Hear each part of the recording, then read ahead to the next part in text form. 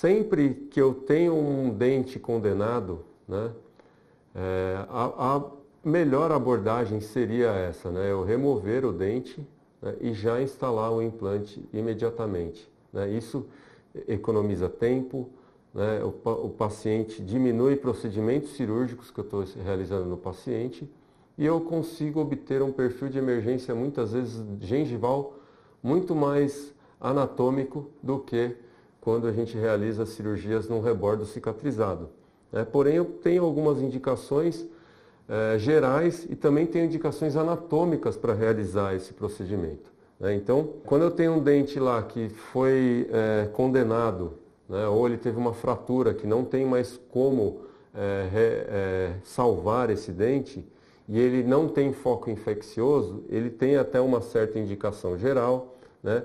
Dentes que foram avulsionados, né, sem perdas de tecido ósseo, né, de parede óssea, complicações endodônticas, fraturas radiculares, às vezes dentes descidos que não tem ali, que tem a genesia do germe permanente, né? Então, essas são situações gerais de indicações, porém, a gente tem indicações mais específicas e a vantagem é sempre o tempo de tratamento, né? Eu vou ter lá um procedimento que eu vou fazer imediatamente após a remoção do dente, né? Na técnica imediata, quando eu espero, eu já perco ali 3 meses, já tenho que expor o paciente a mais procedimentos, né? Então, sempre que eu puder fazer essa abordagem imediata, ela é sempre bem-vinda, né? Porque eu tenho menor quantidade de intervenções e os pacientes preferem, é o que eles querem, né? Eles querem resolver o problema de uma maneira mais rápida. Porém, eu tenho os riscos que, quando mal indicado, eu posso posicionar o implante de uma maneira inadequada, né? Eu posso perder estabilidade primária nesse procedimento.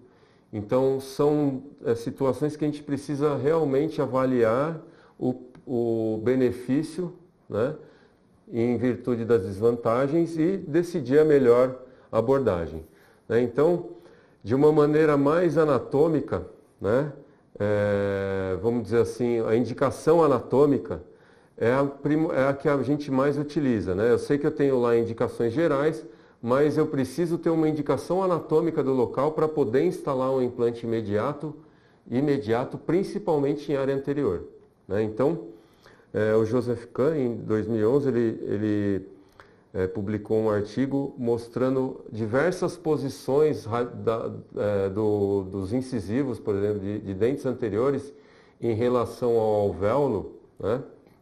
E aí ele classificou em classe 1, classe 2, classe 3 e classe 4. Então, o paciente classe 1 é aquele que tem a raiz, né, do dente vestibularizada, né? Então, o que ele tem ali? A raiz mais voltada para vestibular e ele tem lá um remanescente ósseo palatino interessante, né, onde eu posso tirar esse implante e fugir desse alvéolo, né, instalar o implante nessa parede palatina, tá? Já a classe 2, eu tenho já uma raiz mais no centro do alvéolo, porém ainda em algumas situações a gente consegue instalar implante, né, fugindo um pouco do alvéolo. E aí o classe 3 é quando o paciente tem a raiz muito palatinizada, aí já inviabiliza muito o procedimento. E o classe 4 é aquele que tem o alvéolo preenchendo quase todo o osso remanescente. Então o classe 3 e o classe 4 já são mais situações que inviabilizam a instalação imediata de implantes. Porque eu não posso, gente, usar o alvéolo como inserção do implante, porque essa parede óssea vestibular ela é muito fina e quando eu extraio o dente, se eu instalo o implante muito próximo dessa parede e não preencho com um biomaterial de origem, uma hidroxiapatite de origem bovina, que não reabsorve, né?